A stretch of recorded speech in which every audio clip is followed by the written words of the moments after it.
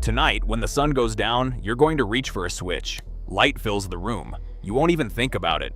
But for 99.9% of human history, that switch didn't exist. When the sun set, the world went dark. Not dim, not moody. Dark in a way you have probably never experienced in your entire life.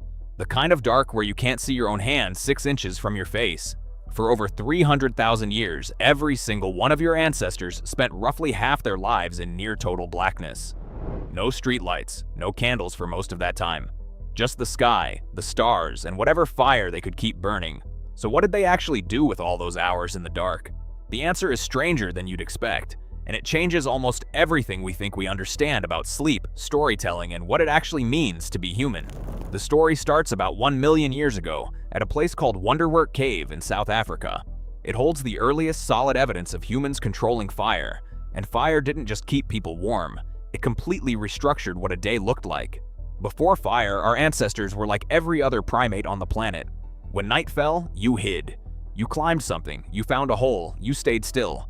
Moving at night meant becoming food for things with far better eyes than yours. Leopards, hyenas, wolves. They could see just fine in the dark. You couldn't. A campfire flipped that equation overnight. Literally. It created roughly a 30-foot circle of safety. If you stayed inside the light, you lived. If you wandered past it into the dark, you probably didn't come back. Anthropologists studying modern hunter-gatherer groups have found that this rule still holds. The firelight is the boundary, always has been. But here's what fire really gave us that nobody talks about enough: time. Before fire, the useful day ended at sunset. Maybe 12 hours in summer, as few as 8 in winter. Fire added 2 to 4 usable hours to the end of every single day. That doesn't sound like much, but across thousands of generations, those extra hours changed the course of our entire species. Because what humans did with that time wasn't practical. It wasn't work. It was something completely different. In 2014, an anthropologist named Polly Wiesner published a study that should have gotten way more attention than it did. She spent years observing the Ju-Hwanzi Bushmen of the Kalahari Desert, one of the last groups on Earth still living close to the original hunter-gatherer lifestyle. What she found was a dramatic split in how humans communicate depending on the time of day. During daylight, about 80% of conversation was practical. Hunting plans, where to find water, who was pulling their weight and who wasn't, logistics, negotiation, survival. But at night, around the fire, the entire tone shifted. 81% of nighttime conversation was stories. Myths about distant lands, jokes, tales about ancestors and spirits and animals that talked. And these weren't just entertainment, they were how civilization got built. Think about what's actually happening in that moment. 20, maybe 30 people huddled around a fire. Kids falling asleep against their parents. Embers floating up into a sky packed with more stars than any of us have ever seen. And one voice carrying a story that every single person in that circle is building inside their own head. A story about a hunter surviving a predator attack wasn't just exciting to listen to, it was a mental blueprint. Every person sitting around that fire was quietly rehearsing what they'd do if the same thing happened to them. A myth about a greedy animal getting punished wasn't just a fable. It was a way to enforce rules about sharing food without pointing a finger at anyone directly. The campfire was the original classroom, the original theater, the original place of worship. It was where humans first learned to think beyond the present moment, to step inside another person's perspective, to picture things that didn't exist yet. Every religion, every legal system, every piece of fiction you've ever read traces a line back to people sitting in the dark, staring at fire, telling each other stories. But storytelling wasn't the only thing happening at night. There was something else going on, something biological. And we only rediscovered it about 30 years ago. You were not designed to sleep the way you sleep right now. In 2001, a historian named Roger Ekirch published a paper that shook sleep science to its foundation. He had spent 16 years going through historical records, diaries, court documents, medical texts, literature going all the way back to Homer's Odyssey, and across all of it, he found over 500 references to something modern humans have completely forgotten: first sleep and second sleep. Before the industrial age, people did not sleep in one solid 8-hour block. They slept in 2 phases. You'd go to bed shortly after sunset, sleep about 4 hours, and then wake up, fully awake, in the middle of the night. This wasn't insomnia. This wasn't a problem. This was normal. Every human on the planet did this for thousands of years. During that 1 to 2 hour window of wakefulness, people did all kinds of things. Some just lay there and thought, not anxiously. Not the way you think at 2 a.m. now, counting hours, dreading the alarm. Calmly, like the quiet was something they were meant to sit inside of. They talked softly with whoever was next to them. They visited neighbors. They interpreted their dreams while the images were still fresh, bridging the gap between their subconscious and waking mind. They prayed. They wrote. A 16th century French physician actually recommended that couples conceive children during this window specifically, noting they would do it better after the exhaustion of the day had faded. This was a built-in feature of being human, not a bug. And then we destroyed it.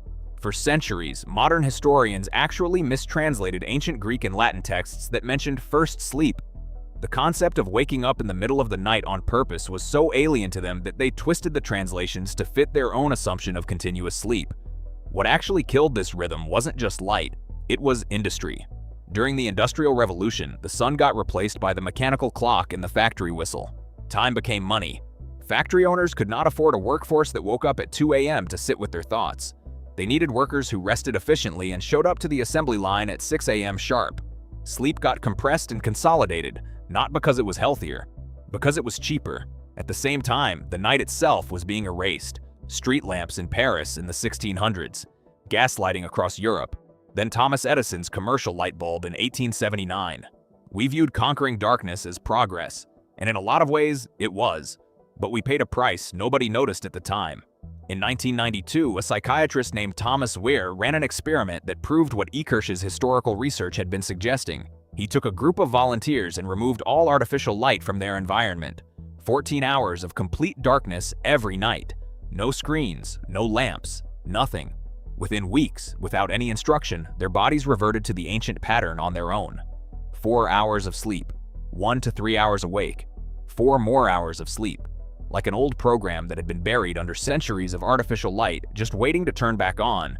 And during that midnight waking window, Weir found something no one expected. The participants' brains were producing elevated levels of prolactin, the same hormone released during deep meditation and after orgasm. They described the feeling as intensely peaceful, deeply reflective, a state of consciousness that modern humans essentially never access anymore. We didn't just change our sleep schedule, we eliminated an entire mode of human awareness that our biology spent hundreds of thousands of years building. A window of calm that was supposed to happen every single night. Gone, replaced by the glow of a screen and the assumption that being awake at 2 a.m. means something is broken.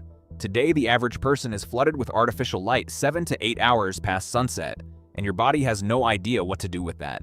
Behind your eyes are specialized receptors called IPRGCs. Their only job is to measure light and tell your brain what time of day it is. The problem is your brain cannot tell the difference between a phone screen at 11 p.m. and the actual midday sun. When that light hits your retina, it suppresses your body's production of melatonin, the hormone that controls sleep. It delays tiredness. It fragments your rest. It disrupts a circadian rhythm that took millions of years to build. Researchers at the University of Colorado Boulder ran an experiment where people went camping for 1 week with absolutely no artificial light. No phones, no flashlights, nothing. Within 7 days, their melatonin cycles reset by nearly 2 hours. Their bodies started producing melatonin right at sunset, exactly the way they were supposed to. That's all it took. 1 week for 300,000 years of programming to come back online. So the next time you wake up at 2 a.m. lying in the dark, staring at the ceiling, calculating how many hours you have left before the alarm goes off, and treating it like something is wrong with you, consider the possibility that nothing is wrong. Your body might just be remembering what it was built to do. Your ancestors spent their nights around fires, building entire civilizations out of stories. They slept in 2 phases and used the quiet hours between them to process their lives, sit with the people beside them, and access a state of calm that most of us will never experience. They lived under skies so dark that the Milky Way was just a normal part of the evening, not a rare sight you have to drive to a national park to see, not something you take a photo of, just the sky, the way it always looked before we decided to fill it with light. We traded all of that for a light switch, and most of us never even realized it was gone.